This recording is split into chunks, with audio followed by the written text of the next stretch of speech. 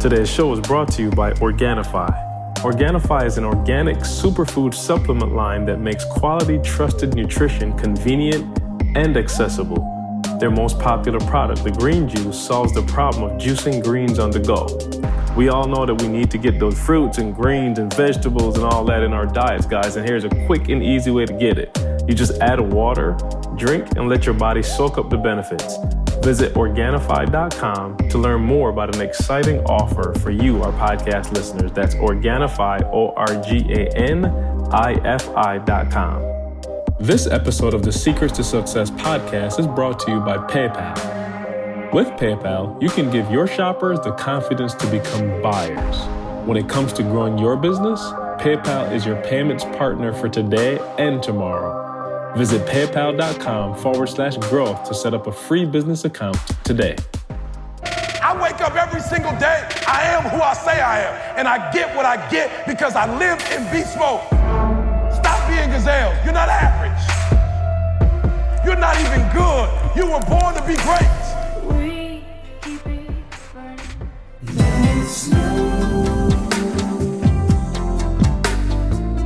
Welcome to another edition of the Secret to Success podcast. I'm your host, CJ, joined as always by the Bayesian sensation, Mr. Carl Wesley Phillips.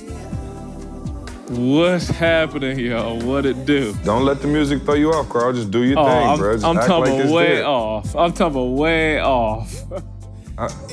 And Douglas Thomas, jump in there. I've just got the fireplace blowing. It's a wonderland in Michigan, and I'm just gonna enjoy the snow and the cold because I'm going back to Cali. Hey, it's too close for I'm comfort. about this joint. Huh? It's too close for Carl comfort. got caught up in the song. Carl was like, he wanted to go grab Tamisha. Hey, no, I'm looking outside at the snow for real. We got 7 inches of snow last night, and I was like, man, this is a little too close. I love this it. is a little too close for comfort. I used to be like, I'm going to Cali in January. I'm going in December now. I'm gonna come. hey, no more ignite the dream. Let that be the last one. Anything other than that, Phoenix, Dallas, Houston, all the way to Cali, or I'm not interested. Yo, I'm doing Christmas music from here until Christmas hit, maybe through the new year. You know what I'm saying? It's just that time of year, dog. It's just that time of year. It feels good. Your bellies is full from Thanksgiving. You got Christmas music. I don't know. Maybe it's just me. I love it. I love being out at the store, hearing Christmas music. Oh, love it. You know what I'm saying? Just put everybody in there. Everybody speak to you. You can get over in traffic. Folks in a good mood. My neighbors ain't concerned about what I'm doing to make my financial income. You know what I'm saying? It's just a different type of time of year. You know what I mean? I love it. I don't know about y'all. Is it something that we can continue? Is it the Christmas? I'm trying to figure out what it is exactly. Because is it the Christmas music? Because I promise y'all, in September it start to get cold. It ain't nobody speaking to me. What happens around? Is it the music? What is it? It's like 2 days before Thanksgiving, all the way through. January 1st at midnight. Boom, that's it. You know what I'm saying? Right back. January 2nd, right back to beef. You know what I'm saying? I don't know what it is. You've been around longer than us. What is it about the season that just, 'tis the season?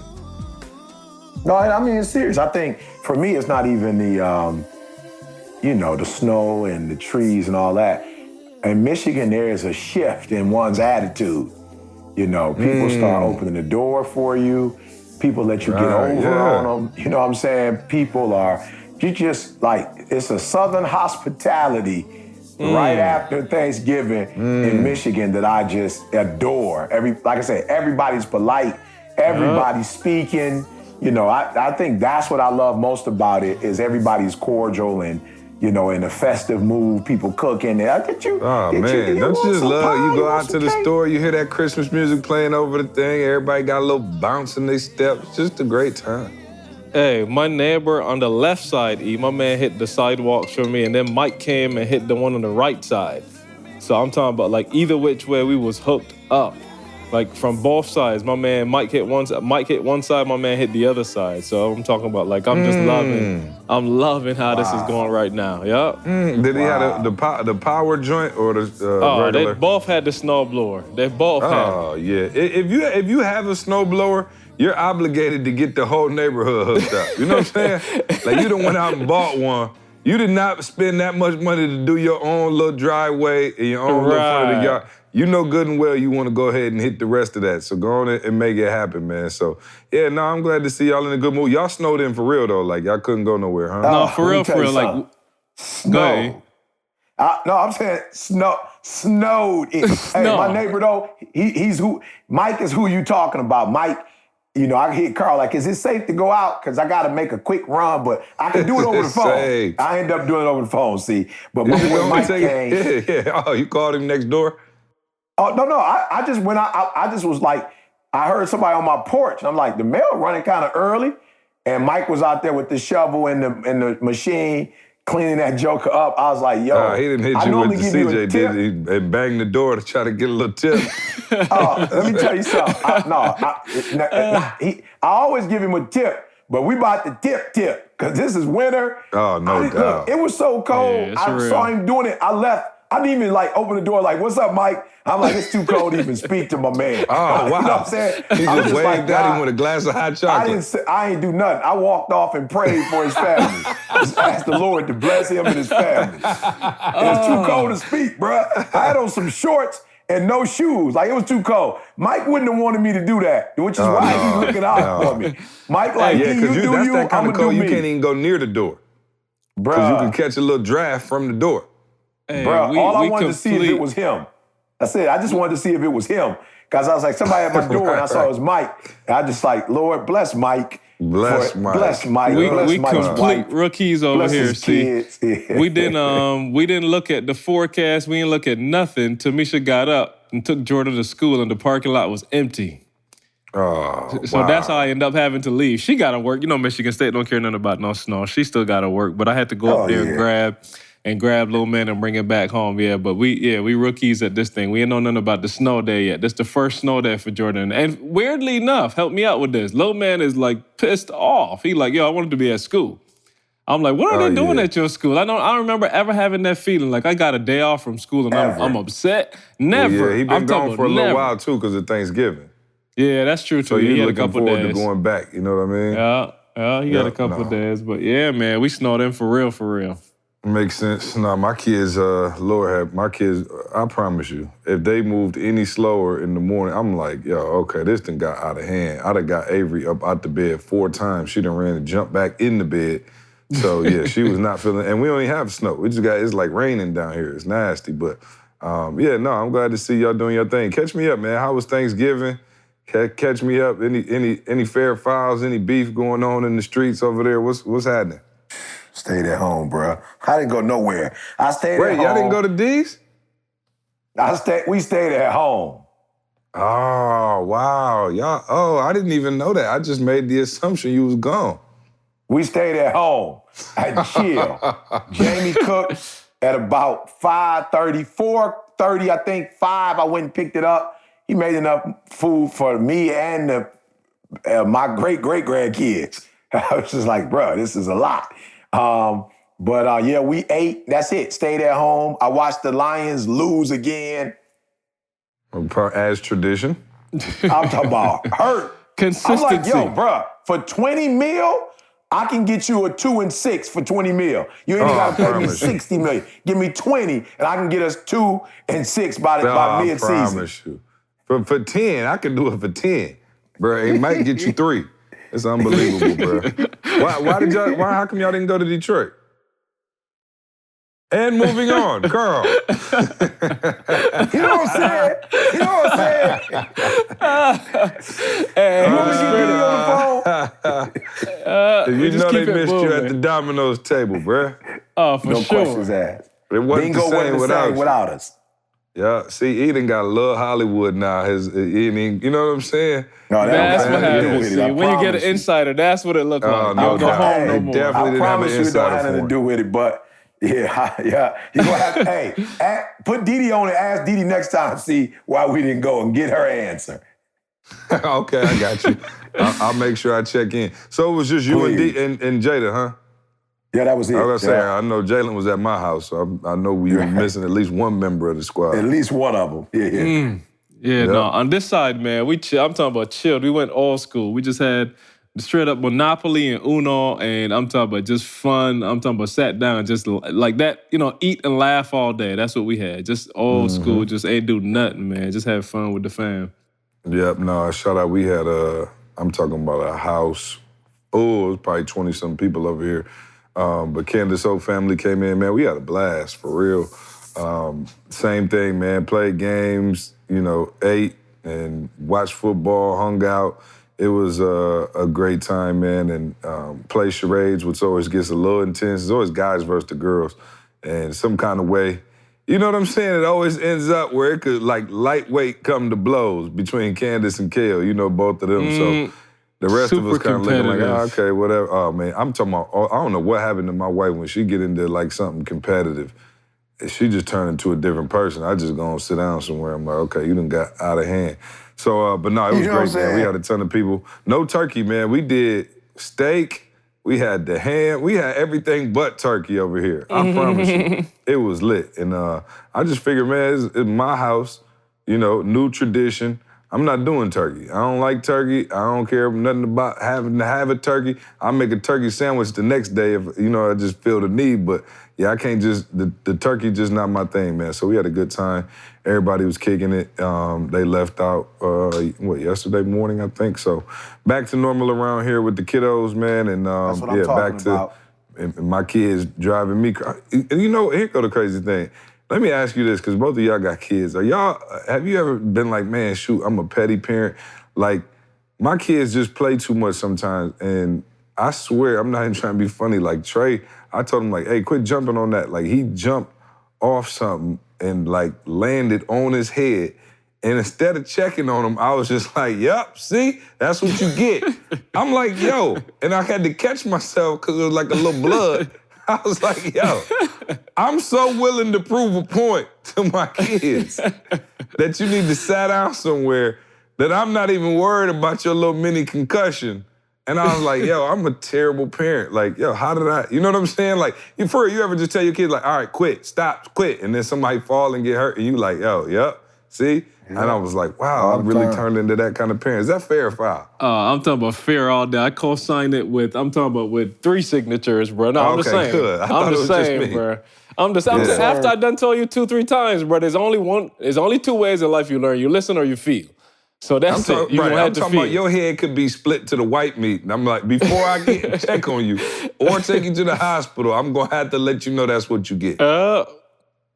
E, help us out. You had little kids at one point. You already know what I was on. You know what I'm saying?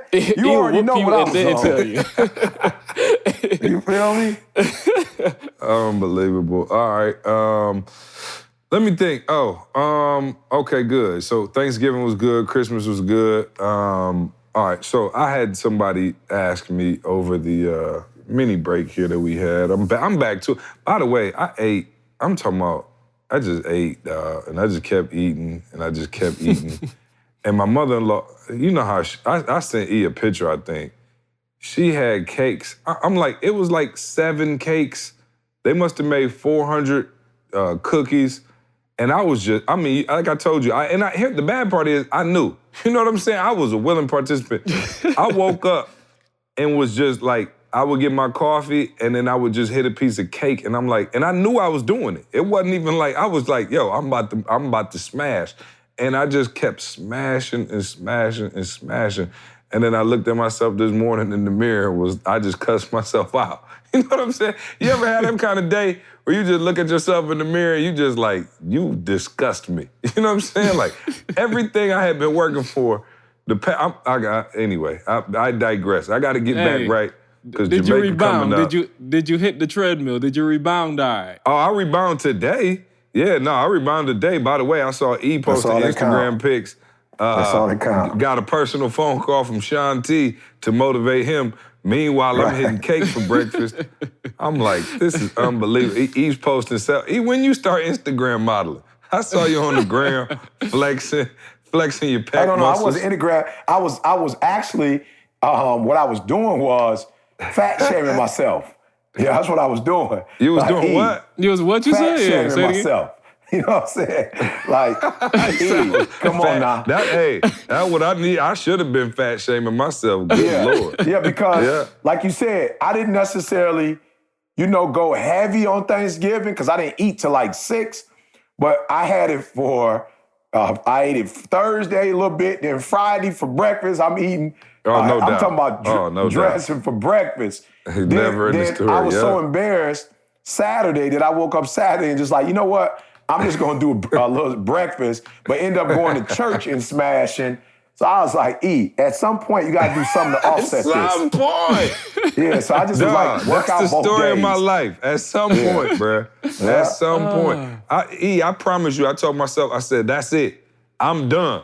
And then boom, lo and behold, Sunday morning, I got up and I'm talking about hit 2 cookies and a piece of cake. And the bad part is, I don't even have a sweet tooth. And I realized, I told my wife yesterday, I said, the crazy part is, I don't have a sweet tooth until I eat something sweet, then all of a sudden, I gotta have sweets. It's the craziest thing. Like, I could go a month without anything sweet and then eat 1 cookie and then I got to eat a whole slice of cake, everything. And I was just like, yo, so I'm with you. I was looking in the mirror, but I did look on. I said, on IG, getting this little thigh on. You know what I'm saying? I didn't know what was up. But I see you was just flexing. You look like you was holding it together though over there. Now, let me tell you something. I promise you, and I don't know if you had this experience, but it's like you right there. I'm talking about like you on the borderline. You flirting with obesity or in shape. You feel me? No, we ain't flirting no more. We dating. You know what I'm saying? We dating. You know what I'm saying? So I was like, if you don't get your that. You know what I'm saying? Unfortunately. That's right.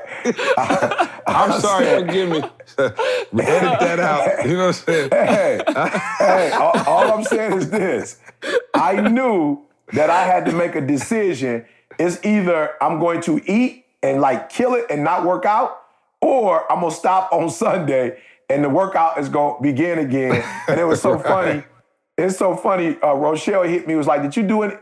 When the last time you did a plank? I said, the last time you asked me. Did you say, I said, did you say hit a plate or did a plank? You know what I'm saying? Right. I thought you said hit a plate.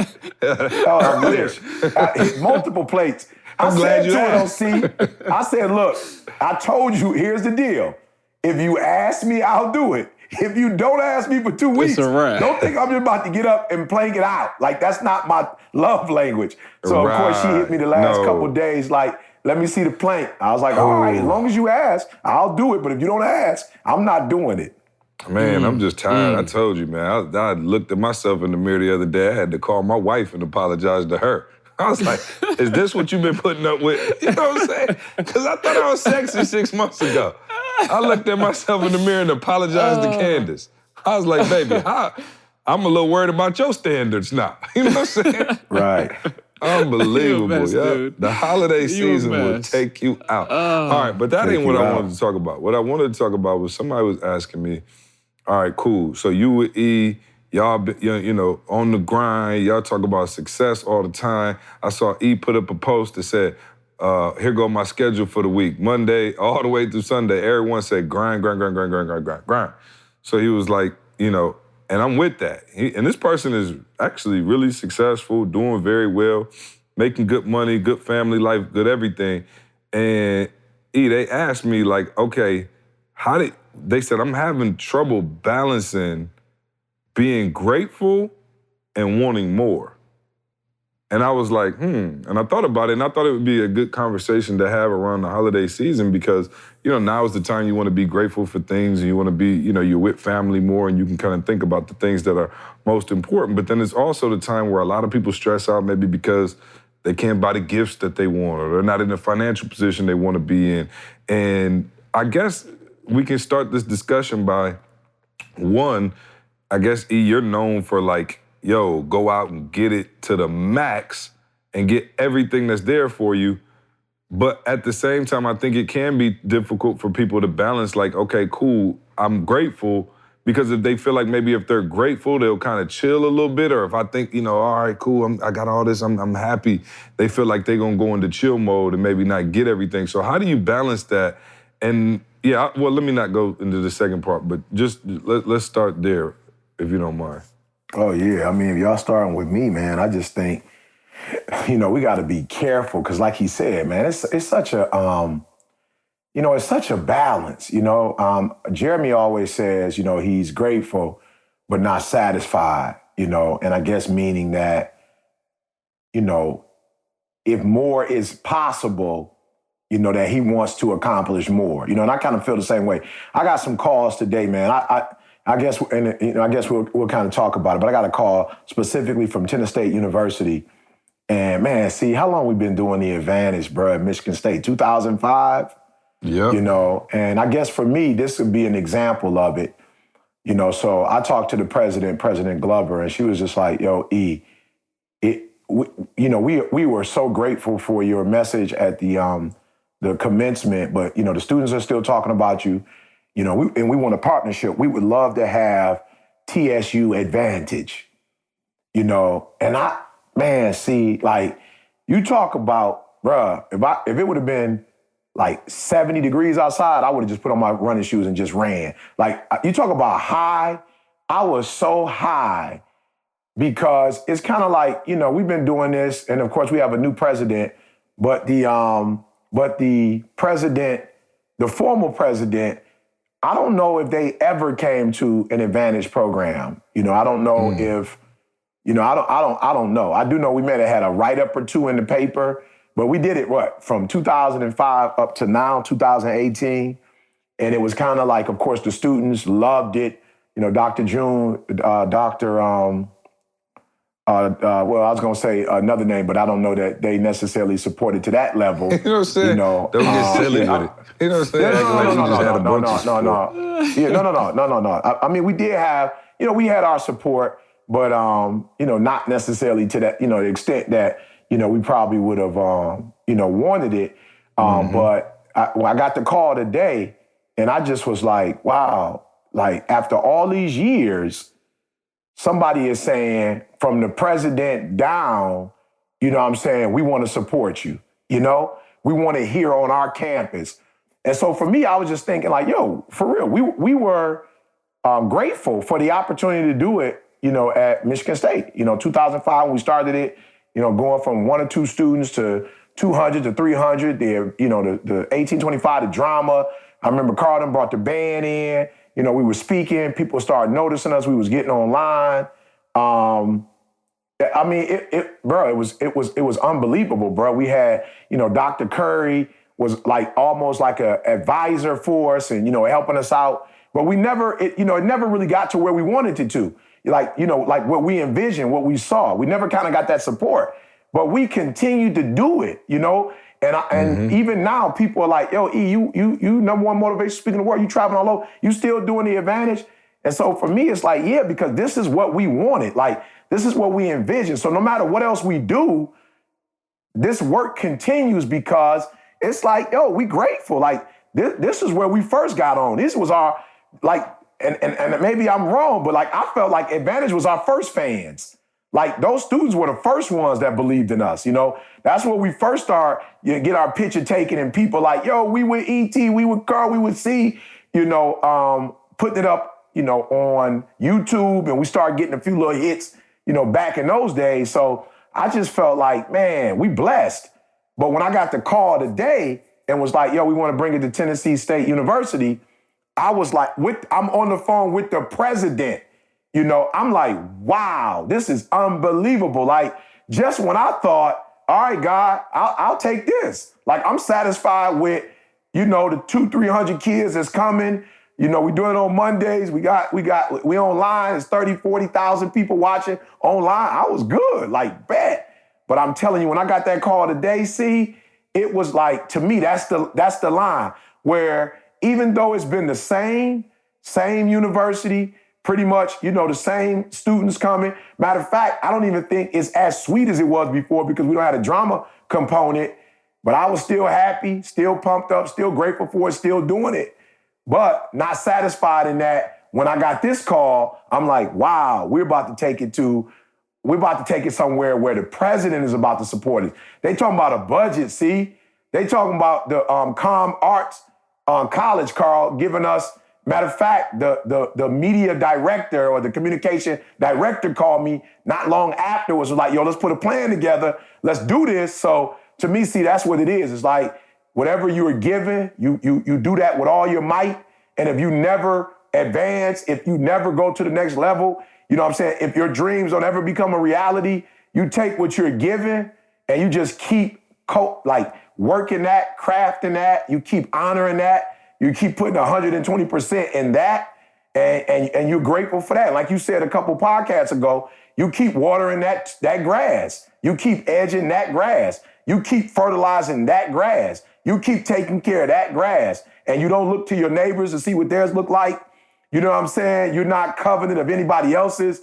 You just keep taking care of what the Creator gave you, man. And like I said, man, I could run through a wall. You're talking about 2005 to 2018, when I saw in my mind us taking this thing. Y'all know I had been saying, yo, we need to take this to other, universities. We need whatever. And it did happen, but I didn't quit. And now, after 13 years, it's finally about to go to another university with major support. And I know it's going to take off and go somewhere it never went at state because we'll have a different type of support now. I understand. I guess, okay, and I'm with that. I guess my question is, okay, so I'm trying, I try to, you know what I'm saying, make sure I'm not saying any names or anything. But yeah, you don't have the fun yet. Yeah, I don't have the fun yet. But I don't think this person was mine. It was a positive conversation. But let's say you work somewhere, you running a business, and that person, their goal was to make 100,000. Like, yo, if I could just make 100K, right? Like, that was the goal. If I could make 100,000, man, I'll be doing my thing. And they were like, yo, and I hit that mark. And I was like, all right, cool. Let me see if I can get to, 200 or whatever. And they hit that mark. And now it's like, okay, it's a cycle now of trying to get more, right? And they were like, yo, but I feel like I'm not even able to stop and really see or appreciate what I have because I'm working. And so he had a conversation with his wife because she was like, yo, I thought the whole goal was to get to a certain number and then we were gonna have a better quality of life and we were gonna have all of this. Really all it is now is it's more of the same. And I was like, yo, I don't really know. Yeah, but once and the crazy part about it is, and you all know, is you start to develop a lifestyle around one, the type of money you're making, whatever. So it never really seems like enough, right? Like, and so what he was saying was like, yo, y'all seem to be like so balanced and all of this and all of that. It's like, okay, cool. I done got to, whatever number I'm at now, and I want to push it to that next level. But to push it to that next level, I got to keep grinding. And he always saying keep grinding, but at the same time, I feel like, man, am I losing perspective? You know what I mean? And I guess that's what I'm saying, E. Yeah. You've been on that same grind. Oh, I'm there. Yeah, go for it. I'm sorry. Yeah, I'm saying I'm there. I'm where he is. But I'm saying, again, to me, it's the same thing, with the advantage. This is what I said I wanted, right? And I think we have to be careful when we say we want something to actually want that. So, when people say all the time, like, yo, why would you still be doing that? Because this is what I wanted. Like, I didn't necessarily want to be the #1 motivational speaker in the world. C never said that. C was like, yo, we need to make you a household name. Never said #1 motivational speaker in the world. Just a household name, right? So for me, I agree with that. Like, yo, see, that makes sense because some of the stuff we're trying to do, like, we can't do it. Like, I just got a text from one of the top NFL, quarterbacks right now in the league. Just text me, E, what up? We need to catch up. See, that we never wanted that. Like, you know what I'm saying? Like, we never was like, okay, E gonna be a household name and E gonna whatever. But we do understand that when we're connected to certain people with influence and with power and money, that it's able to help us with our cause. We get that. What I try to say in the beginning with the grass and the advantage is this. I'm not tripping, C, when it didn't blow up and we didn't get to like another campus because the goal was still the goal.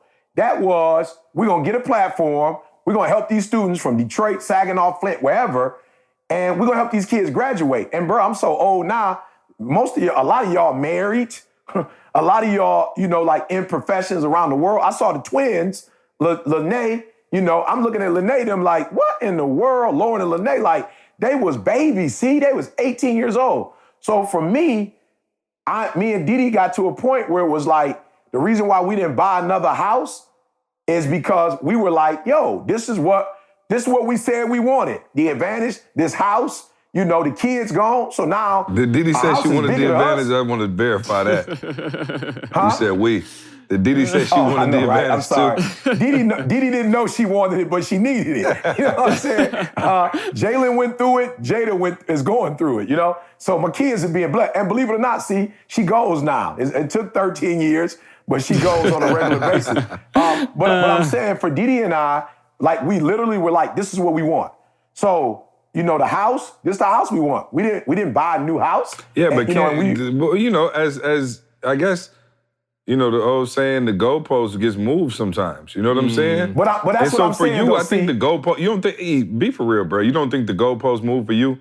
Like think about it. At some point, we might have been like, all right, cool, we want to be a household name. Then it was like, oh, okay, you even said it. Once I saw Tony was number 1 and I was number 5, like that's when I really, you know what I mean? Like you've said that. I've heard you say that. So it has changed for you.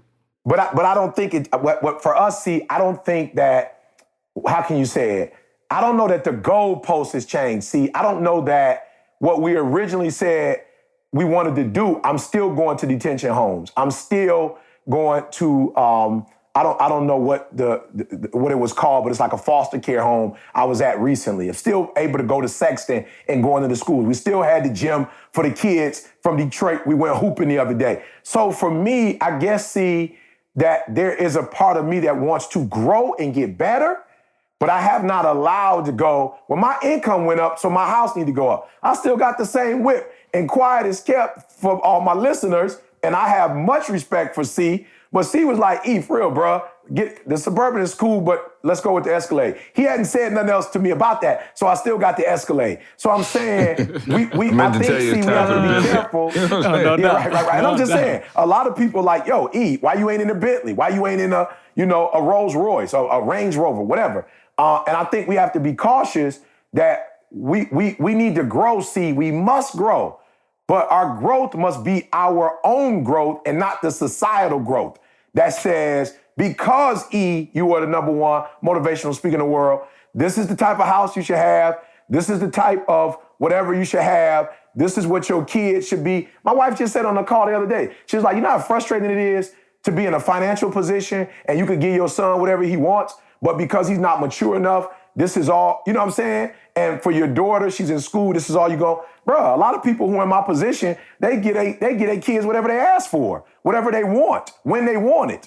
But my wife and I understand, like, yo, that's not the goal. Our goal was to raise kids who could be self-sufficient. Our goal was to raise a son who could be a man and take care of his family.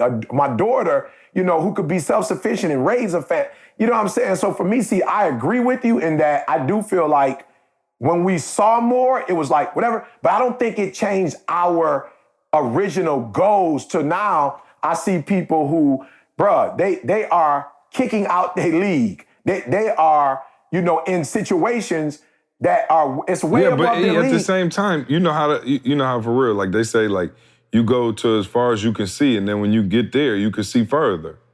Yeah. And so it's like, I feel you. At one point, it's like, okay, cool. I come from middle class, and it's like, okay, cool. Let me at least get to, like I said, 6 figures. Boom, that Absolutely. man, 6 figures. Remember back in the day, I'm from the Midwest, bro. I thought if you made 100,000, that was it. You might as well make 5 trillion. You know what I'm saying? Yeah. I didn't know. Yeah. And so, but once you get there, again, you can see further, and your group of friends change, and the things that you exposed to. You know what I'm saying? You're looking at, now we're back in the day, it might have been like I was around my homies, we was kicking it, was cool, and, we kind of did whatever, but then you go up a tax bracket and you're around a Josh or a Jamal, and you looking at them like, oh, okay, like, they got this, you know what I'm saying? And so then your goals and the things that you want for your life change. And I guess... And I agree with you, see, but they should only change within the scope of your dreaming and your like, what you want. And I think what happens a lot of times so that's what I'm saying. You don't think the dream can change? I do, but I think we need to be careful that, I don't think that's what's happening. I think most people, they're saying, well, success is a Bentley, and they bought a Bentley. You might not even need a Bentley. I can afford a mansion, so I'm gonna buy a mansion. You might not even need a mansion. I tell people all the time, my kids was grown when I started making money, or at least in high school, so I wasn't about to move into another district and take them away from their friends just to have a bigger home. And then once they left, shoot, my house to me is a mansion because there's only 2 of us in here. You feel me? Like it's a 5-bedroom. We don't necessarily need 20 bedrooms. And guess what? We live in a society now where if you got a 6-bedroom, you ain't even invite nobody over. It used to be a time, you know what I'm saying, where at least your cousins and you know, whoever could come and stay. Like we got like museum houses now. So for me, yes, we make more money. Yes, we have more influence. Yes, we have more impact. But I've tried to stay grounded and say, hey, E, only do the things that you and Didi dreamed of doing. And the things that you guys can dream of now. So going to California, that's a dream, bro. Get my wife out the cold and living in California for 6 months. Like, that's a dream. But I don't feel like I need to now spend, you know, in California, I'm sure a $500,000 house ain't nothing in California. But like, I don't feel the need to go buy something to go with my income or get a new car or get a new whatever. I just don't feel like that. I just feel like me and Didi are sitting down and saying, hey, in our tax bracket or the people we know, this is what they're all doing. But what do we want to do? You know what I'm saying? Like, what's our dreams and our goals? And I just feel like, see, the further we go up, if we're not careful, we start having other people's dreams. We start becoming other people and we start to lose ourselves. And I don't think the goal of going to the next level is losing yourself. I believe that the more freedom you get, for real, the more control you should actually have of your life. Agree. And Carl, I'll let you jump in as well. But I think, you know, exposure is crazy, right? Like, dude, so Carl, you've been to Mall Crib. You like, whoa, you could just have a whole LA Fitness in your basement? Okay, hold up. And so while that may not have been my dream when I was in the Midwest, you might have just been like, man, my dream, I just want to make 6 figures. Then you get around it and you see it and you're like, oh, your dream can change. But I'm saying, okay, Carl, you take it from there because I know you kind of in the same, you know what I'm saying? I'm laughing. So literally, yesterday, it's weird. Jordan has this friend at school. My man's name is Isaiah. I don't know nothing about him. I don't know his parents, nothing. But Jordan just came home maybe about 2 months ago. Don't you think you ought to find out about his friends? He might be smoking weed and, you know what I'm saying, thugging on the block. And little Jordan, Carl, terrible. Eventually. But yeah, little man, Jordan said little man is not going to be at school for the next couple of weeks. So I'm like, oh, okay, like, what's up? And he was just like, and you know, he a kid. He can't really explain what's going on. So he's like, I think he moving, but he coming back. And I'm like, I don't understand, Jordan. So like over the weekend, Jordan was like, yo, let me hit my man up. I had told him, ask his teacher to get the kid's parents' number or whatever so we can call and he could connect with my man. So Tamisha ended up texting the mom like, yo, Jordan just want to talk to little man, whatever. So they ended up talking yesterday and Tamisha and the mom kind of texting a little bit. So the mom says to Tamisha like, oh yeah, we just moved. Listen to what I'm saying carefully. Oh, we just moved down here. We moved down here for the winter. I'm like, but my man in school still? Like, yeah, well, we'll be back as soon as it get better. He'll be right back in school. And I'm just like saying, what now? And see, that's what I'm telling you. Last night, this is the conversation we had. They in Florida.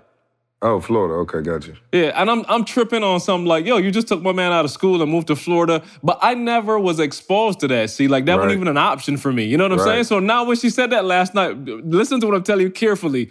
I promise you I called Jamal last night, like, Maul, and we ended up having a conversation about that same concept. Like, yo, I'm not an East. Same thing what you're saying. My values ain't, I'm just trying to ball out and go to Florida just because I could.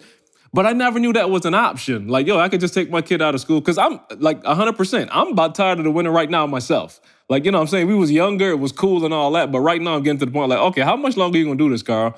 But the next thought was, okay, Jordan in school, though, and I got to... But, dude, after last night, it's like, yo, I didn't realize that was an option. So to C's point, he's like, yo... Meanwhile, back in the day in the Midwest, the dream was to turn the heat up to 72. That was your moving to Florida. That's it. If you could hit the heat to 72... That was just as good as moving to Florida. What you talking about moving to Florida? Are you crazy? Real talk. So my that parents just used to be like, leave mind. it at 68 and don't touch it. Put some sweats on. Like, and it's real. So to C's point, it's like, yo, that just opened my mind. Not that it's anything. Again, I ain't trying to be bougie. I ain't trying to be something. But here's an option that if I am in deep... Why is it bougie though? Maul dispelled that myth. No, I'm just being for real, because even still, your mindset, you thinking it's bougie. Yeah. Maul got it. Maul got somebody, I promise you, and I love Maul. And Maul, like, he kind of changed my outlook. And not that I'm saying I gotta have a 20,000 square foot house, but what I'm saying is I saw Mal got caterers, nannies, chefs, cook. He got somebody wash the floors. He got somebody come over do everything. And I'm saying he lives like that. And Carl, you were over there and you did a whole podcast about the precedent is set for you. But I'm saying even your tongue and what you're saying right now out of your mouth is saying that is bougie because your brain doesn't think maybe you deserve that. And I'm saying that's a dangerous precedent to set. Like, why is that bougie? Like, why couldn't you just live like that? You know what I'm saying? Like, my man, Prince Akeem, you know what I'm saying? My man, if you go to Coming to America, my man had people brushing his teeth. Like, yo, that's just how I grew up. Like, you royalty. And so I'm saying, for us, it's crazy, but I'm saying, is it crazy to set a precedent for your kids that, yo, this is how we live? I think, though, here's the thing. This is what I'm saying. And I have spent time, like I told you, I love California. I do. The only challenge that I have with California and all the people that I know who lived in Cali for a while and came back to the Midwest, the bigger piece is pretentious. You know, the bigger piece is, you know, it's so superficial, right? So I don't have a problem with materialism. Like, I don't have a problem with whatever kind of house you want to. But for me, when people, I don't want people, you know, to know me for whatever I end up making when I die, you know, financially, however I'm blessed, you know, from the work that I do. Like, I look up to Martin Luther King, Mother Teresa, you know, Gandhi. These are people that I look up to. So for me, when I'm on the West Coast, and I told you I went to that, you know, country club where it's like you can't take pictures, you can't, whatever. Respect that, right? But when I meet people, it's like, who are you and what do you do? You know what I'm saying? It's like everybody is like their job title. You know, and I'm like, yo, I'm Eric Thomas. You know what I'm saying? And although I may not have come up with a contraption or technology or whatever, and I might not make $1 billion, like I truly feel like a multi-billionaire when it comes to, if you want to take money and you want to talk about people touching people's lives, I feel like I'm one of the richest men in the world because I feel like I'm one of the people, when people wake up in the world, not America, that they go to, you know, the videos for that inspiration. You feel me? So I just don't like when people are superficial. It's like, you know, I told my wife. I'm saying, to Carl's point though, E, what I'm saying is, okay, let's look at it like this, right?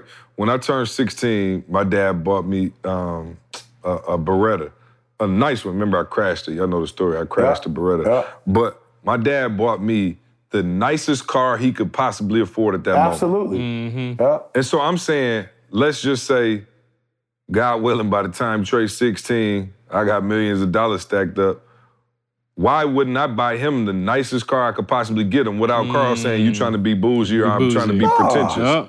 No, I don't think you should worry about that. I think so it's if intent. a Bentley to me is what the same as whatever the Beretta was to my dad, then it's just a car. You know what I'm saying? So I'm saying we make it that deep when you think about, and that's not to refute your point at all. You're absolutely right about, you know, people being pretentious and things like that. But I'm saying you look at a Maul who, you know, and I keep using Maul, you know, I could use a ton of examples, but Maul is an outward example, especially of a black man from the Midwest, so that's why I keep using Maul. But Maul kids go to private school, the best private schools, they play tennis, doggone it, they take trips, they go on vacations, they live in it. Yeah, but you will also see Maul's girls in the hood. You'll see them passing out food at Thanksgiving.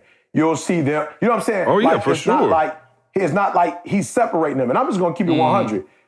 You know, I felt, we had a vehicle. The BMW is a 2004, and people would be like, yo, you gave Jalen Jalen was in college in 2013 or something. The car was already 11 years old. You feel me? Like, it wasn't like it was a brand new 745 Li, but it was a 745 Li. People was like, oh, you gave him a 745, he's just a sophomore. I'm like, bruh, it's 11 years old.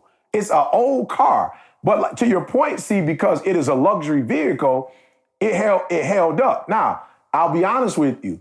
If Jalen was like, Dad, you promised me a car when you got out, and I didn't get it for him.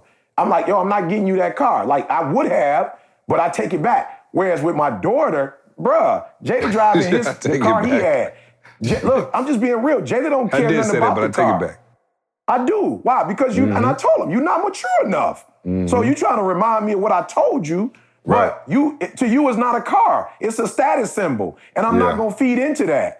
So if you could just drive it, but you want a car that you can drive around social media, my daughter has driven the Escalade religiously, the old one, the new one. Jada ain't never, and it's no disrespect, but Jada ain't never put it up on the line. But don't we all want a car we could drive around and show? I'm just saying, my daughter is just a car to her. And that's why I don't have a problem with whatever she drives, because for her, it's just a car. Like, she don't really take it that deep. So I just explained to my son, like, yo, you got to get to a point where, I promise you, I want to ask this to all the millennials that I work with. What if you didn't need to be affirmed? You know what I'm saying?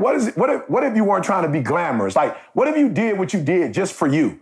And you weren't doing it to put it up on social media, or you weren't driving it so when somebody gets to the car, you could show off. Like, what would you do if you weren't trying to impress other people? What would you just do, like, naturally? I guess that's what I'm saying. I can honestly say that whatever it is I do, and, you know, I don't wear jewelry, whatever I do, I really feel like I'm doing this because this is what Eric Thomas wants to do. Like, I don't have no peer pressure. Like, I don't feel like, okay, even with Didi will be like, you want me to get my hair done before? I said, for what?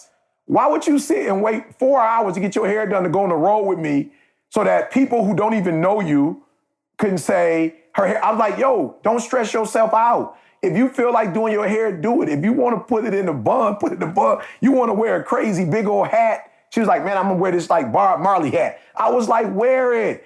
You've been rocking with me since I was 16. Why do I care what a group of people who going to see me for an hour and a half think about my wife? Think about if you fine enough or if you got the shape. I don't care. We have finally gotten to a point of freedom. This is what we live for. Since we've been 16 years old, this is what we dreamed of. And we finally have the money and the influence to do what we want to do. So why would we care about what people think at this age? So to your point, hey, if you want your kids to have a Bentley, you work hard. You built this brand. You deserve, people's lives have been changed because of ETA, BU, Game Change, Master of the Game.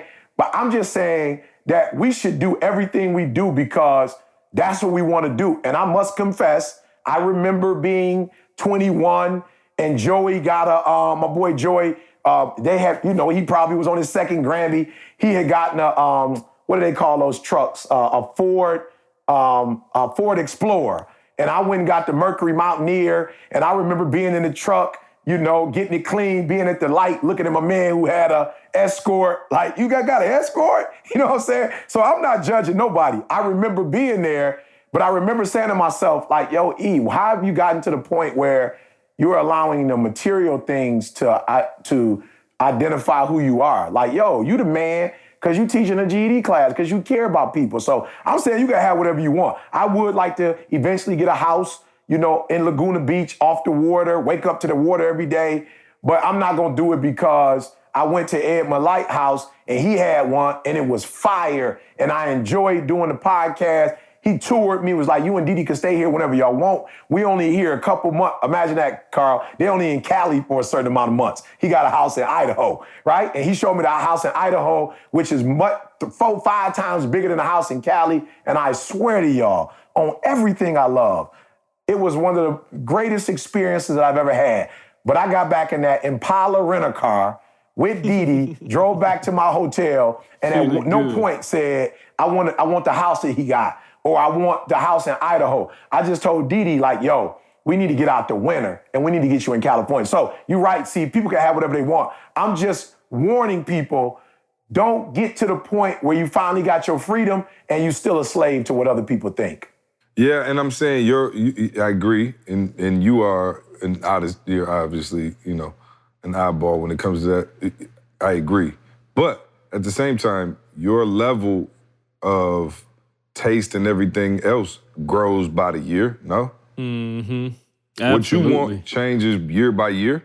Like at some point you might have been like, yo, let me just get to Cali. and be able to, have Didi retire, right? Like that was the goal. That's what I'm saying. It keeps changing. Like it might have been like, yo, let me just have D retire. Then D retire, and it was like, yo, let D just get on the road with me. Then she get on the road with you. Yo, if D could just start speaking with me. D could, you know what I'm saying? Like it continues to grow. Yeah, circumstances change. You know what I'm saying? Like I didn't know that the weather would be whatever, but I'm just saying. Bro, you wasn't talking about no insider when we was back at Michigan State. No, Carl not backed at me all. up. I never heard of insider. Nothing close to it. I remember y'all was geeked up about the little suite that had you in Vegas. You sent videos. We was geeked out. And hey, we shared it with the world, you sweeted Carl. out. I got your back, E. You wouldn't even step foot in that suite now. Hey, E, I got bro. you. No, C, you got to remember when E first got the TA, Jenny was the TA. That was E's first insider. E was blew out the frame. Yeah. You got to give him that. That was your first insider, E. Jenny took over the class. You remember Jenny? Yeah, that's right. Yeah, I do remember that. And me and Jenny still talk. We still stay in touch. And I think that's important too. What Biggie say? Biggie said, same hood. More money, more problems. He said, but I'm saying, he said, that at the end of the day, he the same person. And I think as long as you can do those things. Okay, so I got it. And I'm with you. But answer me this. Okay, so back to, because I think we kind of went left, and I'm glad because I think it was a good discussion. But I want to go back to what my man is talking about and what he asked me about, because I want to be able to answer this question for him. Yeah. So again, now, and let's use Eric Thomas, because everybody, you live a public life in terms of what we've been able to see, and people know your story. So you get to a point where we start heating up, right? Like things are going good, you're getting the gigs, whatever. We look up, man, okay, E getting, these gigs, NFL, NBA, all these people calling.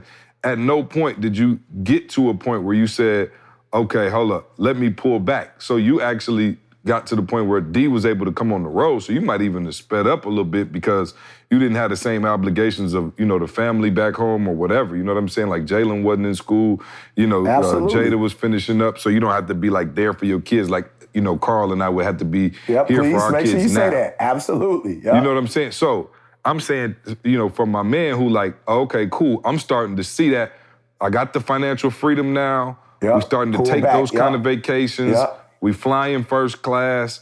I'm saying, at no point did you go, all right, see, that's enough, bro. Stop growing the brand. Carl, stop putting it like, yo, we good. Mean, that's not the truth, see? That's not the truth. Y'all know me. So let me say this. This is how I pull back. So you go from having to do, let's just say back in the day, maybe I had to do 10 or 15 gigs, to make whatever it was. Yeah, I know where you're going, but that's not the point I'm making, because we were able to do it and you were able to make more. I get it. But I'm saying I'm saying I don't speak like that no more. Like, for real, Carl will tell you, bro, 90% right now, I'm at the mall with D. You know what I'm saying? Like, we at Disney World. You know what I'm saying? We at Target. We doing the church. Like, I don't speak like that no more. So I still have a lifestyle that I have to maintain. But for me, I'm probably only doing 1 gig a month now. I mean, a week now. To C's point, though, E, you still want smoke. Mm-hmm. No question. Why didn't we stop without smoke? Because we got to a point where, like she's saying. Here's what I've been able to do. Now, see, I've been able to set a limit, and now I can spend I spend way more time with my wife. So I didn't go, well, shoot, they gonna pay me this much? I'm gonna take 50 gigs so I can bring in more money. My thing was, this is the limit. I'm gonna do 1 gig a week, no more than 5-6 gigs a month. And then we're going to spend that time. So if Didi and I go to Vegas, I might speak on Friday. I'll get to Vegas on Sunday. We'll spend the entire week, shows, shopping, enjoying each other, speak, then I come home. So, it used to be a time where, I go to Vegas and I got to speak, maybe Monday, Tuesday, Wednesday. Now I go to Vegas, I got to speak Friday. I'll go in on Sunday. Didi and I do plays, hit a couple shows, go out to eat, go shopping, then I speak Friday. So for me, all Didi was saying was, like, yo, we dream one day of us just being able to be together as a family and do our thing. Right. Now I'm in Cali. I'm bringing Jada to Cali with me. Jalen coming for Christmas. We're going to hang out as a family. So I'm saying I could easily do more work and make more money.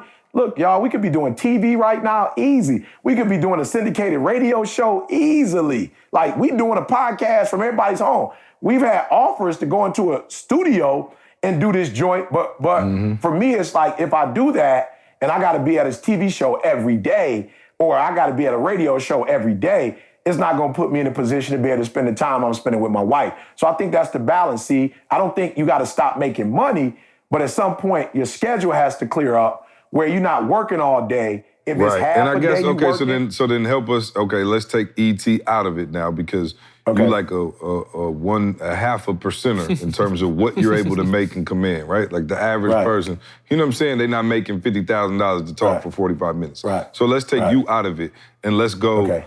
somebody, you know what I'm saying? More normal. I got a couple guys I can think of on the line that might, you know what I'm saying? Carl and Caesar. absolutely, absolutely. I'm talking about real who- normal. I'm just saying, my kids' I got college not paid for. You know what I'm saying? Right. Like, I can't just be like, oh, cash right now, 200 grand. Right. They go, Well, you know they what I'm saying? 5 So years like, old. I couldn't do it at 5. But I'm yeah, sure no, by no, the time I, they get no, 18, I understand that. you'll be I'm just good. saying though. Yeah. So for and the gentleman who I was talking to, while he's well off and does very well financially, it's not necessarily like we done hit the other side of the moon. Like, okay, our kids through school, college paid for. We only need X amount, whatever. It's like, it's to the point where it's like, okay, cool. I'm at that threshold where it's like, okay, you make enough to be like, I could probably pull back, do a few more family gatherings, some dinners, travel a little bit more, but I'm not all the way to that point. So I'm saying, when did you get to the point where you said, because again, your kids now, Jalen being in his early 20s, I think Jada maybe just hitting 20, whatever it is, it's a different gear that you have now compared to where you were. You know what I'm saying? So when I, like, again, and I'll take it back to when we all got together, we in New Jersey for 2 weeks straight for $1,500. I'm talking about $1,500. Not including the rental. And whatever extra the church wanted to bless us with, that was a different grind. And I'm saying, how does this person know when, okay, cool, it's cool to, you know, come back off it a little bit and be content with what you have versus, yo, I still gotta go get it. Like, something would have to go, and I mean very, very, very, very, very tragically, deathly wrong for you and D not to be straight for the rest of your doggone lives. You know what I'm saying? Like, bruh, Carl got a 2-year-old. I got a 2-year-old. You know what I'm saying? You talking about, we just started. okay, so if I go tell Avery get out of college, you talking about 20 years that you got to maintain a certain lifestyle and, you know, whatever. It's hard to think about pulling your foot off the gas or being like, you know, semi-retired at this particular age. You know what I'm saying? And so I guess my man who was around my age was like, yo, like, how do y'all balance that? Because I'm still in full attack mode. Like, my family gonna have to chill for a minute knowing that I'm out trying to make every doggone penny I can so we can be straight. Yeah, you know what I think, though? Here's what I think is the biggest challenge that all of us who are really trying to get our freedom, because there's some people out here that, for real, I just want you to know, every car you buy, every house you buy, before you can really afford it, you really are putting yourself in a very bad situation. Because like C said, you like, you know, you're thinking to yourself, I got 20 more years. You do. But if you got 20 more years and you got this big old, you know, you look at like, what's his name? MC Hammer.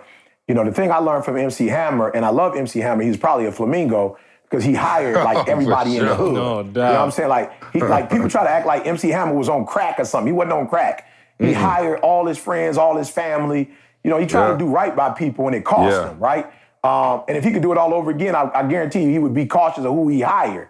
You know, but the thing that I learned most from MC Hammer was that he had a $10,000 water bill a month, if I'm not mistaken. You know, he had the big waterfall. You know, he had fish tank in the house, whatever. So if you look at $10,000 a month, that's a lot of times, water. 12, you know what I'm saying? Like, you got 6 figures just in water. Yeah, you got 6 figures in water. You know, so the thing I learned from MC Hammer is the first thing you want to do is you really want to keep your costs down, because if you can keep your costs down, you can cut how long it take you to retire or get to that place of freedom. And it don't mean, like C said, you got to enjoy the fruits of your labor, because at the end of the day, my son gonna spend the money if I die. My daughter gonna spend the money. You know, so it's a balance of spending and saving. But I think for Didi and I, we've always communicated, you know, and Didi being a gorilla, you know, she's not going to, and that's probably an advantage that I have, C, is that Didi is not going to not say how she feels. Sometimes, you know, people suffer in silence. You know what I'm saying? My wife ain't about to suffer in silence. You know, it's like, Negro, you know, if you keep grinding like this, you're gonna be by yourself. You know what I'm saying? Because I didn't marry you, or I didn't work for us to have to work for the rest of our lives. So we have to decide what's enough. You know what I'm saying? And at what point does ET kind of slow down? And you know, my wife, she would love if I just retired completely right now. You know what I'm saying? She'll be like, how much longer on the podcast? Enough to make sure we live like this for the next 20 years. That's how long I would be up on the joint. But to be honest, you know, it's like, let's start with the holidays, guys. And some of y'all, for real, you're not fair. So it's like, yeah, you grinding. But when the holidays come, you still on the phone. You still doing business deals. So it's got to be like some type of engagement to war. So Didi was like, yo, Thursday come, you know what I'm saying? Like, go get your turkeys on Tuesday. You know what I'm saying? Let's go grocery shopping, you know, buy people the things that they need for the holidays, because that's what she likes to do.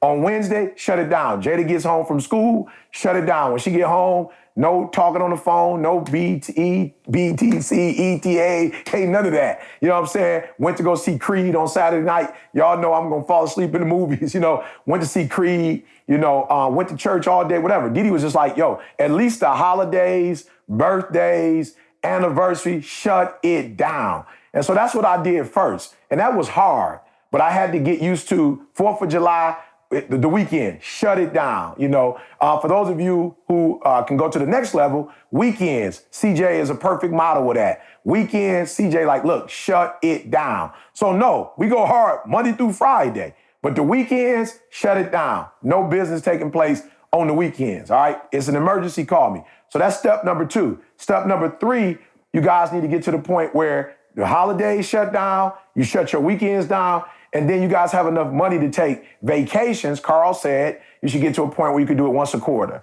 So now you got once a quarter. So for me, I could be honest with y'all. As much as Didi wasn't satisfied, miserable, housewives, club, as much as Didi, you know, was never like, oh, I'm happy. And founder. Yeah, I promise you, see. As much as she still pushed me, I can honestly say she would let it be known, yo, I see what you're doing. I know how hard it is for you to shut it down on the weekend, you know what I'm saying? But I'm gonna give you the little early morning call because I'm on my call. But at 9 o'clock, you know, church, then we're gonna shut it down. So she would let me know, man, we went to Vegas, thank you, and you didn't work. Because Didi will always ask me, okay, we're going to Vegas. How many days you working? All right, we staying for 7. But how many days you working? I'm only working 1, all right, or maybe 2, because I might need to go by to school. All right, cool, I'm gonna give you those 2 days. I'll go to one of them with you. I can't go to both, but you need to make sure those other 5 days, we going to the restaurants, we hitting the shows, you know, we walking around, we hitting the mall. I'm like, I got you. So that would be my recommendation, see. And then for real, when you get to a place where you're not in debt, or for those of you, you know, you use your debt intelligently, you know, when you get to the point where you like, yo, we making 6 figures, you know, maybe you only work half a day. Maybe you'll never get to the point where you both retire in your 30s or 40s. Make that the goal. There's way more 30-something and 20-something millionaires than there have ever been before. So it is possible. But between you and your spouse, sit down and decide what's the small steps and then what's the big steps and then what will it take financially and otherwise for you to, you know, get to that point where now we're retired, but Didi still goes to the church when she wants to and does her thing.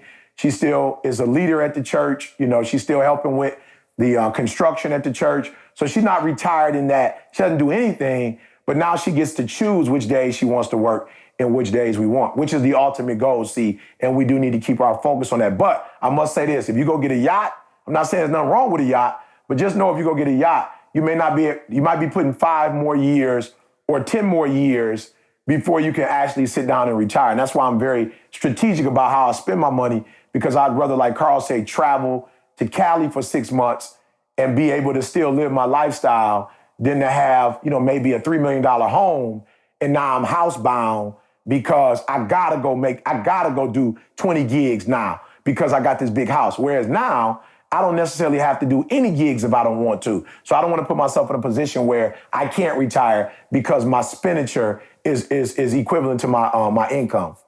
Mm-hmm. Yep, no, it makes sense. Carl, yeah, go for it. And Carl, you kind of speak from that.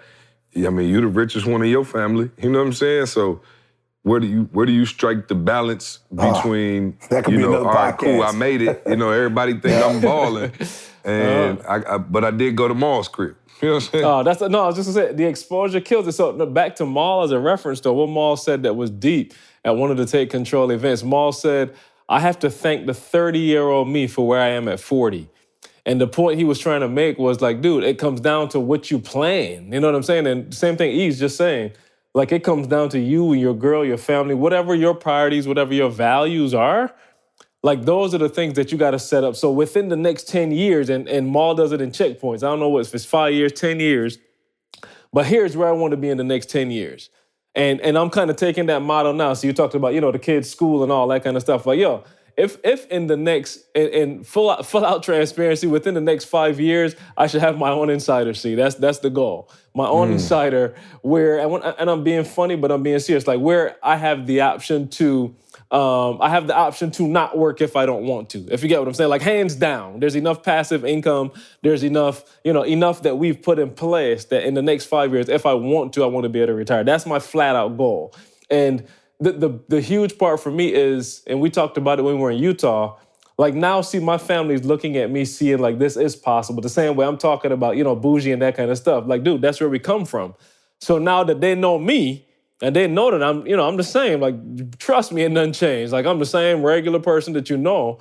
Well, sorry, I can't lie. Stuff changed. I'm exposed to different stuff. Let me not play with that. So stuff has changed. But I'm the same person that you know that cares about people, that kind of stuff. Like, once you see me as that person that you know growing, like, you have to know, and I go back to it again. When I saw Chuck and Money House for the first time, I was like, I know somebody that's balling now. Yeah, like, no question. You know what I'm saying? Like, it wasn't it was like whoa, like, this is like within our reach now. Again, we got E in our circle now. E got his, super spidey senses, so we ain't got that. But still, like, it's somebody close to me that's as regular can be, that is exposing me to new stuff. See, so seriously, 45. Like, and me and Tamisha have been talking. I asked her, I don't know if I said this on the podcast, but she blew my mind. We were driving to New York the last time I went to visit my grandmother. And I asked her, like, if we did not have any kind of financial obligations, nothing, we were completely free to had nothing, like, what would your day look like? What would you get up Monday morning and do? And she said to me, I would just pick a family. And I was like, what you mean by that? She's like, I'll just pick a family and we will make them the next example of what we just experienced. And she's like, that'll be my life. And I'm like, whoa. Like, so her goal is not to have it and keep it. Her goal is to, we just kind of figured out a couple steps how to get to where we are. Now let's go back and teach another family. And she's like, we gonna work with that family until they get it. And she's like, and then once they get it, we going on to the next family. I'm just like, if that's my wife's goal, I gotta hurry up. You know what I'm saying? The impact that she about to have on the world with a goal like that. Like, I got to hurry up and get us to the place where she's free to do that. You know what I'm saying? And I guess, you and Didi modeled that for us. Like, that's real. That's what y'all model. Like, that's what y'all have done for us. That's what y'all are doing for people in the church, the people that you're exposed to. So if you had to ask, see, that's my goal. I got to put Tamisha in a place where she can follow that goal. And I'm sitting down thinking like, what would that look like? That me and my wife are fully focused on other families and helping them to blow up. Do you understand what that does? Like, when I wake up in the morning with that kind of purpose, you know what I'm saying? I mean, we're doing it already, don't get me wrong, but now, like, it's my family involved. It ain't like ETA. It ain't like, of course we love each other, but it ain't like me and my wife getting up on one accord about, doing this. Right now, she at Michigan State. I'm here. CJ, you know what I'm saying? Candace at GE, you here. You know what I'm saying? It ain't the same. Like, we all helping people and all that. But man, when we lock in and we getting up first thing in the morning, we thinking about doing this for this family and doing that and helping the people around us. Dude, I'm telling you, like, I got to be retired at 45 to do that. Not retired to sit down and watch TV or nothing, but retired to do, more purpose. Let me put it like that. So y'all saying I'm the only one that want the private jet? You know what I'm saying? That's what I take out of this whole conversation is. Hey, I'm the only one trying to ball out. You know what I'm saying? I'll gladly fly the jet with you. I'm trying to get the PJ. I had to go to TSA it's the and get gorilla way. violated. We got to have one in the crew. You know what I'm saying? We got to have one person that's focused. I'm the only one trying to get there. Everybody else want to save the world. You know what I'm saying? I'm just trying to make sure I don't have to go through TSA and ruin my little airport experience. And take your shoes off. You know what I'm saying? With Avery, talking about she didn't want to walk through the metal detector.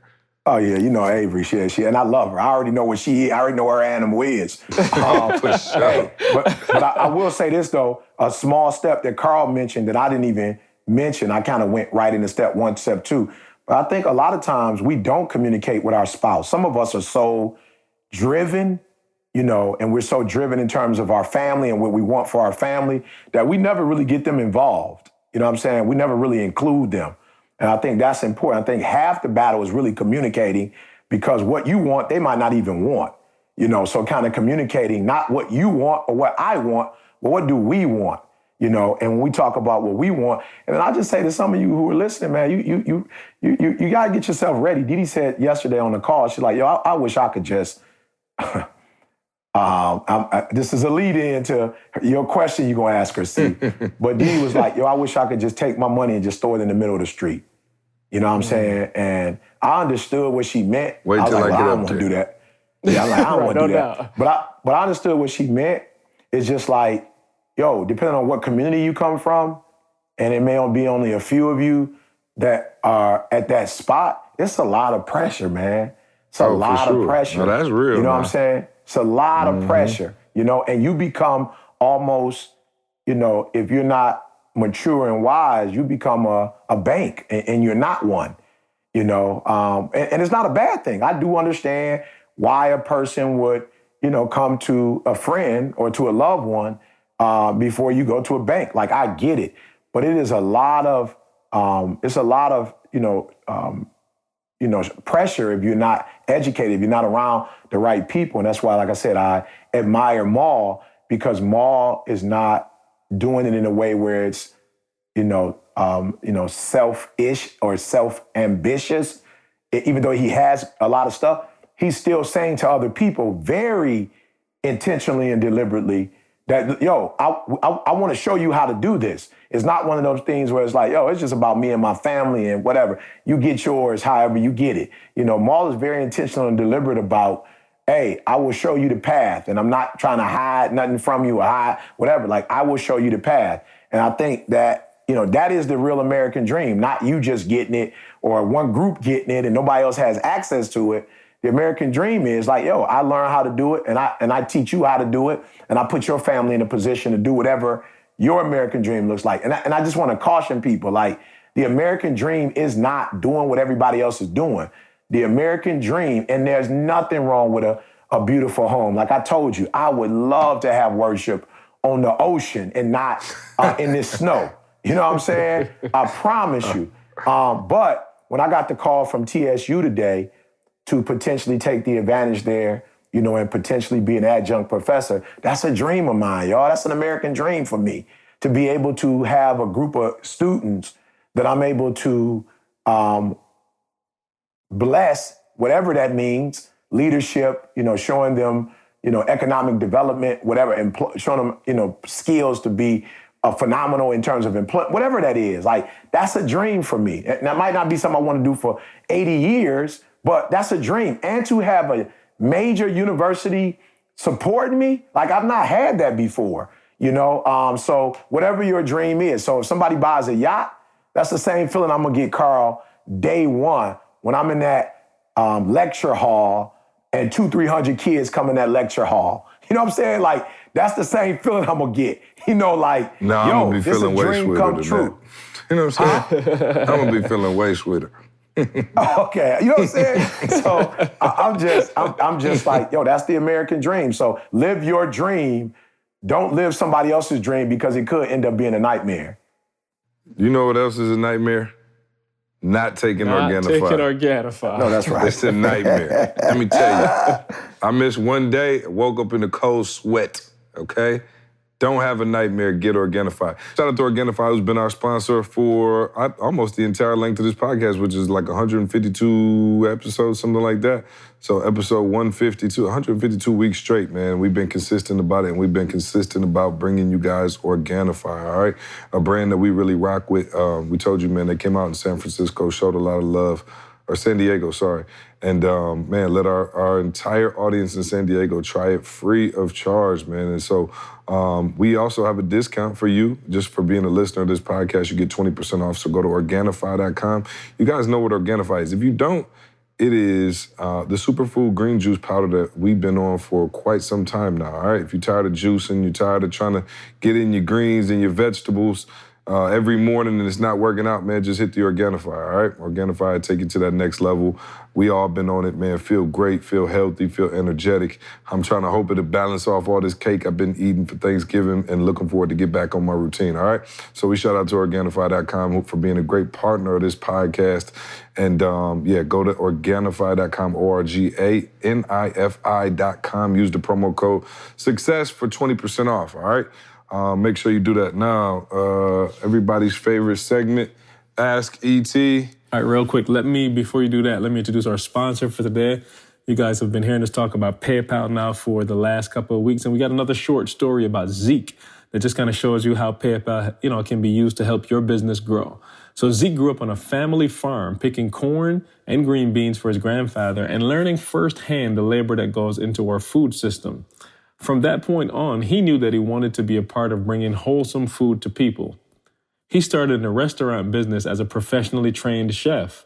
Then he transitioned to sourcing for a high-end grocer before finally moving into the honey business. He started his artisanal honey company, Bee Raw, by creating a network of dozens of beekeepers across the country. When he got into high-end national stores, he thought he'd made it. But when he saw his margins decreasing due to distributor fees and seasonal production made it difficult to meet the retail demands, he decided to take his products primarily online. From the get-go, he featured PayPal prominently on his site because he knew it gave customers confidence that he was a legitimate business with quality products. Over the past 5 years, PayPal has helped Zeke convert more clicks into sales and expand his business. He's grown every single year and added new items like tea, candles, and beauty products. So when you're ready to grow your online business, PayPal can help you to turn shoppers into buyers.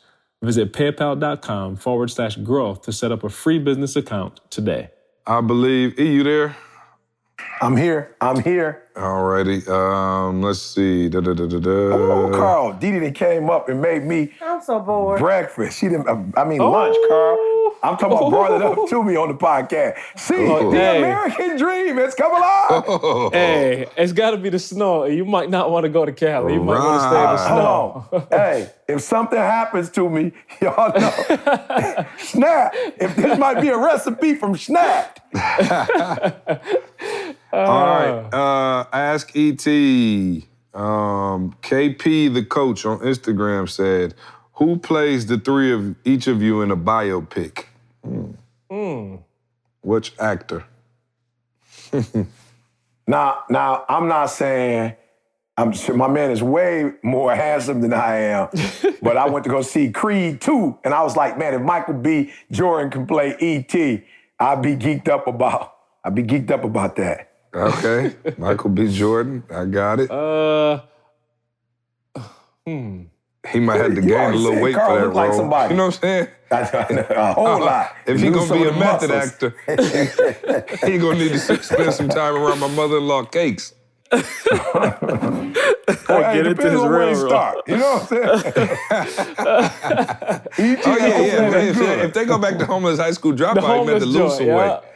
But if they go into #1 in the world, the undisputed heavyweight champ, champion of the world. Yeah, it's a different type of look than greed. You know what I'm saying? It's called greed.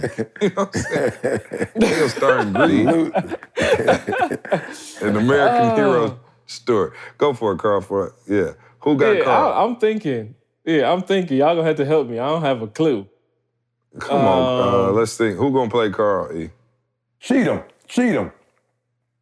Don Cheadle? What's his first name, C? Don Cheadle? Yeah, Don Cheadle. Okay, that, I can take makes that. some sense. Yeah, I can see that. He looked like he could have some crib. And then me, I'd probably say... I'll be sure. You know what I'm saying? I'll be sure. And then again, off on your own girl. I was thinking The Rock. You know what I'm saying? I was thinking The Rock. Why you know not? Him and Michael B. Jordan could hang out together and gain some body fat to play our role. You know what I'm saying? But I'll take Al B. Sure. That was my guy. So that's a light-skinned joke. I want to point that out. They'll catch up to us. That's a light-skinned joke. A light-skinned jab. Okay, let's see. We got another question. When was the first time, Neiman in New Jersey said, when was the first time E.T. started to feel famous? Man, I don't know. I don't remember, but I'm saying, Carl, if I can go back, it might be when we started having celebrities call up to the university. When celebrities You know start. what I'm saying? That was pretty. Yeah, celebrities just started hitting us up. Actually, people randomly just started calling us at the office. So weird. And they At weren't, the office. Yeah, they weren't calling as like students, for academic advising. You know what I'm saying? So that might have been like we would get, like the boss. But that wasn't famous. I think that was like popular, but that wasn't famous. I say, I think I told you this on the podcast one time before. One time we went up to UCLA practice, football practice, and we didn't call ahead nothing. Just literally walked to the field and like the coach like shut down the practice and was like, yo, like it went crazy. Then we went over to the San Francisco 49ers and Colin Kaepernick and Vernon Davis and all of them boys was in the middle of practice and just ran off the field to take a pic with E. And I remember being like, yo, hold up. You know what I'm saying? Like they were geeked to take a picture with him. I was like, yo, that's crazy.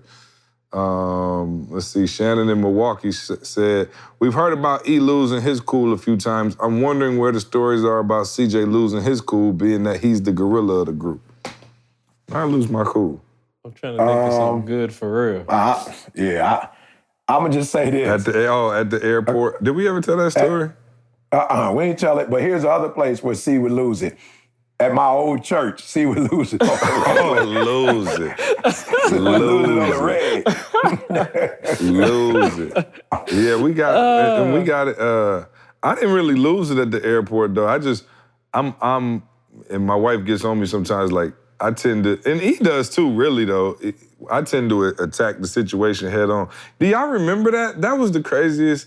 Yo, it was who was there? Me, the three of us. I think Candace was with us. And was it TJ or something? Chris? Maybe, I don't remember. We at the airport, right? And like we get all the way through, and we're like up, about to get on the plane. Now mind you, it's just a group of us. We hanging out, Carl got the camera out, we just kicking it, everybody chilling. And there's two dudes, and I'm talking about like decent sized dudes. And they like staring at us. And it's weird, like, these dudes staring like on another level, but then like when you look at them, they kind of look off, you catch somebody staring, and I'm like, now this was, keep in mind, way before anybody knew who E was. Way back. So it wasn't even a thought that like, oh, maybe they know E from some videos. This might have been before the YouTube channel was even created. And I remember being like, yo, these dudes like, me, I'm starting to get anxious now because I'm like, okay, we got these, like they're trying to do something to us. Like, and it was probably like 20 minutes and nobody said anything in our crew. And I looked at E and I was like, E, and he was like, I know, I know. And I was like, as soon as E said that, I was like, oh, that's it. So I ran up and attempted to check him. I was like, yo, my man, is there a reason y'all And I went off and he like grabbed me and it was like, was it the feds? It was like feds or something, yeah. Yeah, it was the feds at the airport. And I was like, I almost fainted after that. I just thought we was gonna throw some hands. You know what I'm saying? It was the feds. They pulled out like a gun and a badge and was like, come over with us. And like, all I remember is I was over there and they were like questioning me. And I'm like, yo, what is this about? I'm like, yo, we like about to go do some like charity work. Like what in the, you know what I'm saying? So they were like, and you know me, now I'm heated now. You remember my man said to you blew my cover or something like that? Like he said that to you. I'm like, no, dummy, you blew your own cover. Bro, I'm saying if you was supposed to be undercover, you was probably the worst. I'm talking about they must have sent you to the rookie training academy and you never made it out because I promise you these dudes were like greed instead of greed. But it was weird, remember? Right, exactly. Yeah, no, they were just staring. But they was trying to be slick though. Because like when you looked at them, they would look off. And long story short, I don't remember. E came over there, was pissed, like ready to throw hands. And then they was like, you get back. And they was like, did all this, like ran my social security number and all kind of crazy stuff. I'm like, bro, I don't even got a parking ticket. But yeah, I was heated. E was heated. And E and I both tend to attack situations like that. Because remember we was on he was on the escalator, and the security guard at the mall was staring at him, and he was ready to beat my man down. And my man was like, "He to the hip-hop preacher, oh my God." Oh, super embarrassed. Super embarrassed. I was like, man, E, calm down, bro. I promise you, E, grim my, like, Carl, imagine me and E riding up the escalator, he riding down, and him and E having the most intense stare-off in the world. E ready to ride it back down and drop kick my man, and my man just fanned out. So, E and I both tend to attack situations. Even though E bro. and Flamingo, he reverts to gorilla under stress. Oh, strong, yeah. So, I'm like, bro, what you doing, bro? Before baptism. Yeah, I'm like, what you doing, bro? Like, and I told him, I'm like, yo, we about to go. Like, yo, this is my captain. Like, we got a tense situation going on in LA, and you playing games. And when I went with the pastoral boy on him, he kind of backed down a little bit. He came over there, he pulled out the pastor. He had a little card that said he was a pastor. Like, hey, I'm a pastor. They was like, sir, we'll shoot you. You know what I'm saying? He was like, oh, hold up. All right, see, let me know how I go. I'll bail you out. We had a couple dollars. I thought I was going to jail. So yeah, that was. But I ain't really lose my cool. I was just really checking on him. I don't really lose. I probably lost it in a couple staff meetings before he kicked me out of the staff meetings. Oh, I don't even want to count those. that was on the red. Let's see. Rob in Utah says, CJ, when will the album be done? The album, well, let me say this. The album is finished. I shouldn't say finished. 90% done. So y'all will have it. I'm trying to see if we can get it out maybe before the new year. I got to talk to Nikki. But it's done. My end is done. It's just in, kind of back in production. So I cannot wait. Let me tell y'all something, man. I cannot wait for y'all to hear this project. It's different than anything we ever did, and it's gonna be incredible. So I'm excited about that. You headed to where? So why are you going to Cali tomorrow? You say you're going right and coming right back. What are you doing in Cali tomorrow? Oh yeah, I'm going to do a presentation for the Sacramento Kings. Young group of talented players. Okay. Yeah, they're young, talented. So we're gonna go out there and see if we can help them. Really, if you look at the West right now, it's anybody's. It ain't that. Yeah, it's kind of all up in the air right now. Well, because the Warriors having trouble because Draymond tried to choke KD out. You know what I'm saying? The Spartan dog came out, and when the last time Draymond got angry? You know what I'm saying? He about choked KD out. But no, I agree. But let me tell you something. You a fool if you bet against the Warriors, okay? Don't get too, you know what I'm saying? Yeah. Curry come back. I promise you, they're going to be right back on schedule. So the Pistons ain't looking too bad. Pistons like middle of the pack. No, they straight. But are you telling me what you saying? Curry's out? Curry been out for a minute, right? Yeah, he been out for a couple. Yeah, he got a groin injury or something, and he just got into an accident this weekend too.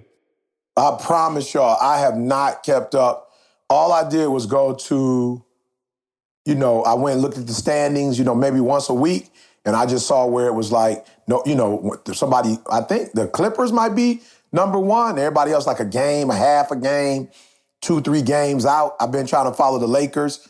Where's the Lakers? The Lakers like what, 7th, 6th, 7th? They ain't in the race. Yeah, they in the race for sure, but I don't think they're like solid like that. Hey, where the Lions at? The Lions out the race. They out the race. The Lions were never in the race, bruh. To be out the race, you got to be in the race at some point. You know what I'm saying? You feel me? Yeah, Lions. The Lions. They're just pathetic. And next week we're gonna talk about environment. I swear we're gonna talk about environment, and I'm gonna use the Lions example. But I promise you, the stat that I sent E yesterday, that's what I really wanted to talk about today. But I had to get to this first. But that's that I sent you yesterday. We about to free some people up next week. And between that and the post you posted on Instagram with Oprah, you know what I'm saying? Like, we're going to get around, we're going to get around to that topic. Man, that Oprah video went crazy on the gram, I see. It had like I felt it in my spirit when I saw it views or something in my like that. shondo. Yeah, I felt it in my shondo. When I saw it, I'm like, yo, this is, if people could master this. Yeah. What's crazy they could go is, to a whole nother level. wait till, I don't even want to blow it, but wait till you hear the album. Wait till you hear the album. Yeah, it's going to reaffirm some things. So No, okay, so you go with the King. I'm assuming Diddy ain't going with you. No, sir. That's a solo trip. Hey, do me a favor, try not to beat no old ladies up. You know what I'm saying? Well, I'm taking Just Jalen mind with me. your Hopefully business, he dog. taking Jalen. Hopefully Oh, Jalen Boog can. going. Oh, okay. Yeah, Praise you know, God. Boog got a way of like trying to gorilla me. You know what I'm saying? He love me, but when he think I'm doing something wrong, he be trying to let like you know. super check me. Yeah. Hey, let's No, put in the no. contract, see that he cannot get paraphernalia that he got to bring back on the plane. Oh, yeah, no, I'm good on the King's gear. No, I'm just kidding. He talking about somebody snatching Hey, tell Zach I said what up, though. We got a Spartan dog up there, middle-aged lady Z Randolph. trying to grab my stuff. Yeah, we don't want no more ET the hip Yeah, he don't want no more confrontations Do me a with favor, me. swing by, when you leave Sacramento, swing by Golden State and grab me a fitted. You know what I'm saying? Like, want to give me some of that. You know what I'm saying? Ever since Shaq called him the Sacramento Queens, I never really fooled with him. I'm not getting a check. You know what I'm saying? I don't got to be politically correct. You know what I'm saying? I'm not feeling the King. No, I'm just playing. The Kings got love for the brand. I got love for the Kings, man. All good. If the head coach, if you listening to this, that's why y'all the Kings. So you should be practicing. You know what I'm saying? If you heard the podcast, I'm trying to help you. You know what I'm saying? If you didn't, we good anyway. All right. That's it for me, I think. Carl, what do we got? Tell the people about, New York. I'm actually going, we're going to be there, I believe, Thursday, man. I got the whole squad going with me.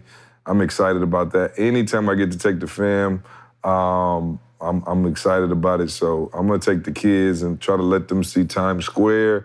And we're going to go to the Rockefeller tree. I think they lighten the tree tomorrow or the next day.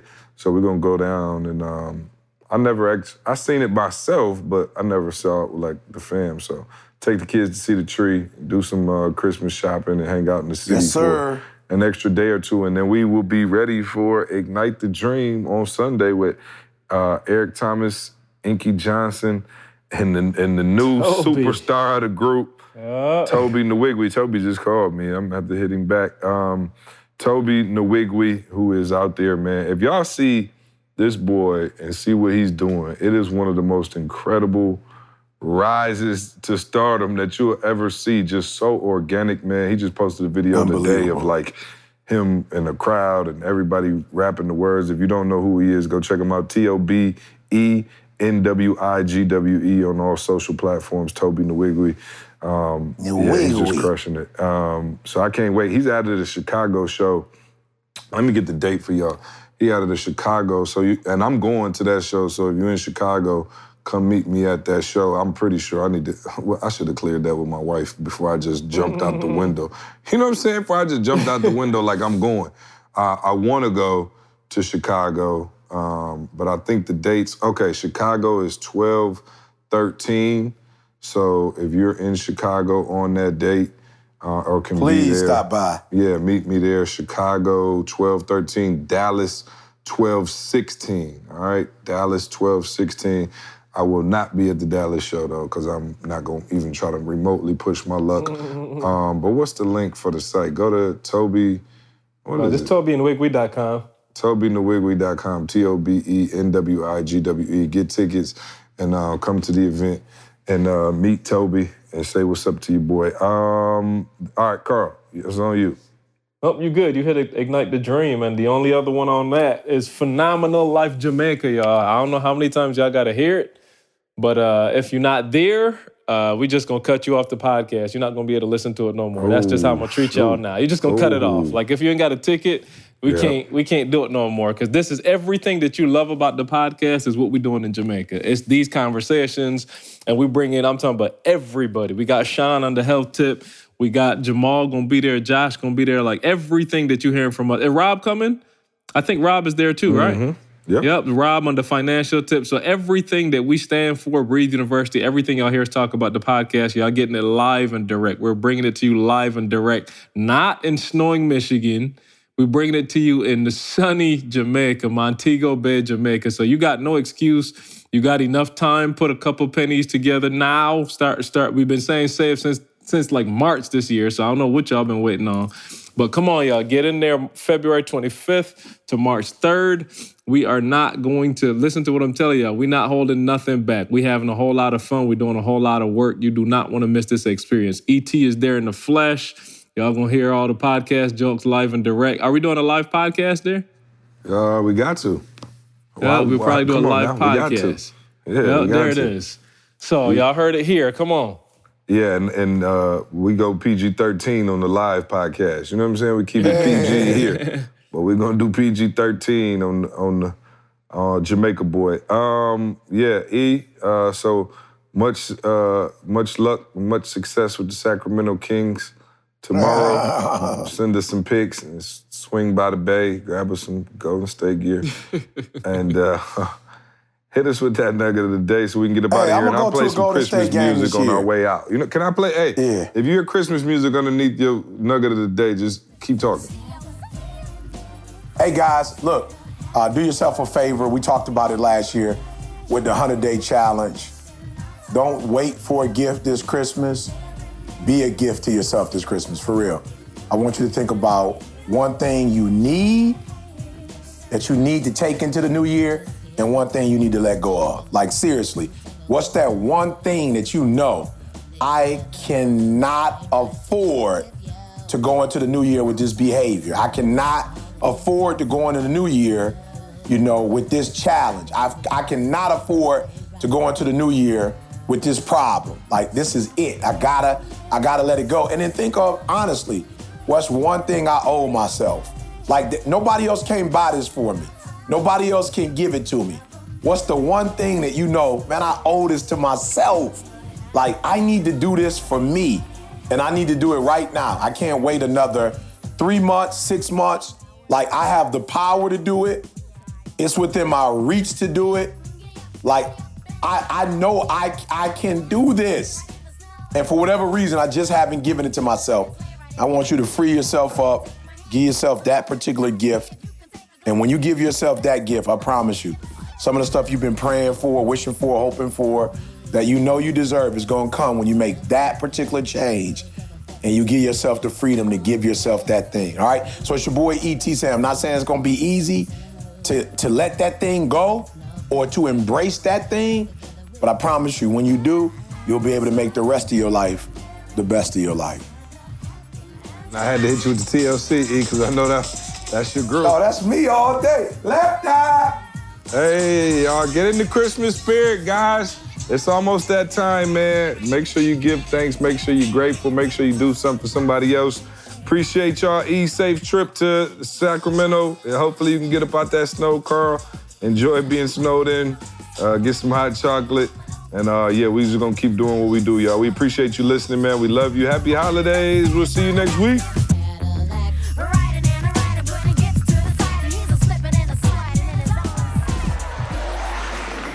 I want you to focus on here right now. Don't you worry about when you get home. You concentrate on this opportunity. You don't worry about tomorrow. You concentrate on this opportunity with